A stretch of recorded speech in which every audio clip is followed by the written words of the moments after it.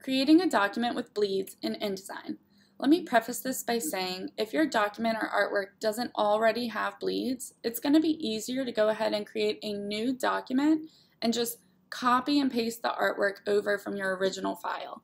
So as you can see, I have my original document pulled up in the background here on InDesign, and I'm just going to go ahead and create a new file with the parameters needed for my design. So I have 8.5 by 11 on the size, and then within the bleed and slug section, I'm just adding a 0.125 inch bleed. So once I create that, you can see that the red outline around the white artboard is where you're going to need your artwork to bleed out to. So I'm going to copy my original artwork from my original file, and I'm just going to paste it onto the new document. And you can see my red border design on my file bleeds over the artboard onto the red line. So you're going to want to stretch your artwork out to fit that size while keeping the crucial information within the artboard. Now I'm going to export a high quality print.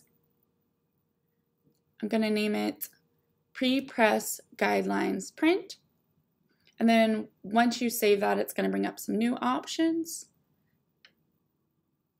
And you're going to want to click on the Marks and Bleeds section. And then right here, you want to make sure that the Use Document Bleed settings is selected. This is going to add the 0.125 inch bleed to your artwork that's needed to print and trim your document correctly.